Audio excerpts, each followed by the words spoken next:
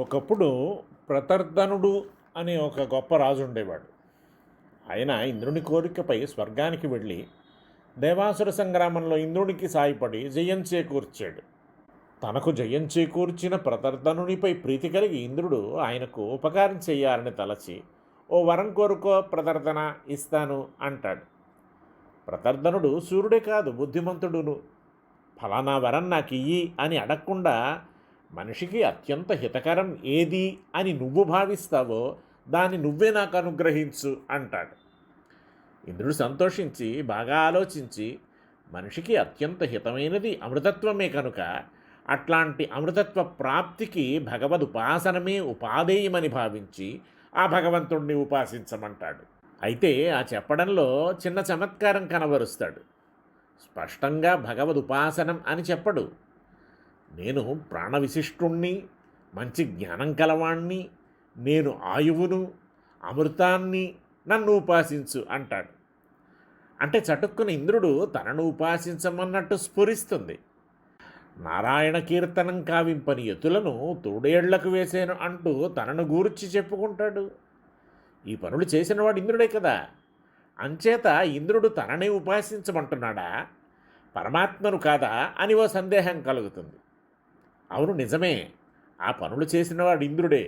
అయితే తరువాతి వాక్యంలో ఆనంద, అజర, అమృత అంటాడు. ఈ ఆనందత్వ, అజరత్వ, అమృతత్వాలు పరమాత్మ ధర్మాలు కానీ జీవధర్మాలు, ఇంద్రధర్మాలు కావు. అంతేకాదు, ఈ ప్రకరణంలో సర్వాధారత్వం, ఆనందత్వం, అజరత్వం, అమృతత్వంతో పాటు సాధు అసాధు కర్మ కారయితృత్వం, అంటే మంచి పనులు చెడు పనులు చేయించటం, సర్వలోకాధిపత్యం ఇట్లాంటి ధర్మాలు కేవలం పరమాత్మయందు మాత్రమే కానవచ్చేవే పేర్కొనబడ్డాయి. అంచేత పరమాత్మను ఉపాసించమన్నదే ఇంద్రుని తాత్పర్యం అనిపిస్తుంది. అదెట్లా కుదురుతుంది? నన్ను అని ఇంద్రుడు తనను ఉపాసించమని చెబుతున్నట్టు కనవస్తుంటే పరమాత్మోపాసనం చెయ్యమన్నాడని ఎలా అనుకోవాలి? ఎందుకు అనుకోవాలి? చెప్తా. ఉపనిషత్తుల శైలి ఇది. ఇక్కడి వాక్యాలను ముందు వెనకలకు ముడివేసుకుంటూ బాగా లోతులకు చూస్తూ కలబోసి కలరూపు తెలుసుకోవాలి. ఉపనిషత్తులు చెప్పిన ఉపాఖ్యానాల్లోనే వామదేవుడని ఓ ఋషి ఉన్నాడు. ఆయన నేను మనువునయ్యాను, నేనే సూర్యుణ్ణి, నేనే కక్షీవంతుడనే ఋషిని అంటాడు. వామదేవుడు మనువు, సూర్యుడు, కక్షీవంతుడనే ఋషి అని తోస్తుంది. ఒక్క వామదేవుడు ఇందరుగా ఎలా కాగలడు? ఇది అసంగతం, అసంభవమును కదా. మరి వామదేవుని మాటలు పిచ్చి మాటలా?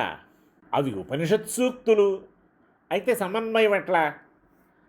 ఐతదాత్మ్యమిదం సర్వం, ఈ ప్రపంచమంతా పరమాత్మే ఆత్మగా కలది అంటోంది శృతి.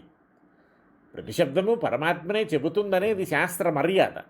గోవు అంటే గోశరీరంతో కూడిన జీవుడనే కాక అట్లాంటి జీవుణ్ణి శరీరంగా గల పరమాత్మ అని అర్థం. ఇది ఎరిగినవాడు వామదేవుడు. నేను అంటే తాను, తనను శరీరంగా కలిగిన పరమాత్మ అనే వాస్తవాన్ని గుర్తెరిగినవాడు. ఆ దృష్టితోనే నేనే మనువునయ్యాను అన్నాడు. నేను అంటే తాను శరీరంగా గల పరమాత్మ, మనువు అంటే మనువు శరీరంగా గల పరమాత్మ. ఉభయత్ర ఉన్నది పరమాత్మే. తన యందు మనువునందు కూడా అంతర్యామిగా ఉన్న పరమాత్మ ఒకడే అన్న పరమార్థాన్ని ప్రవచించాడు వామదేవుడు. తనను శరీరంగా గల పరమాత్మే సకల ప్రపంచాన్ని శరీరంగా కలిగి ఉన్నాడన్న ప్రహ్లాదుని మాటల పరమార్థం కూడా ఇదే. అంచేత ఇంద్రుడు కూడా అంతటి పరమార్థ జ్ఞానంతో మాముపాస్వ, అంటే నన్ను శరీరంగా గల పరమాత్మను ఉపాసించమని, అదే అమృతత్వ ప్రాప్తికి ఉపాయం. అంచేత అదే నీకు అత్యంత హితకరమైనదిని అని బోధించినట్లు గ్రహించాలి. సర్వమందు పరమాత్మ భావనం కలిగి సర్వాన్ని సేవించడం పరమాత్మ సేవనం. అట్లా చెయ్యగా దేనియందు ఎవగాని ఎలిదంగాని లేకుండా ఉపాసకుడు అమృతత్వాన్ని, ఆనందాన్ని పొందుతాడు అని ఈ ప్రతర్తన విద్య ప్రబోధిస్తోంది. దీనికే ఇంద్రప్రాణ విద్య అని కూడా పేరు.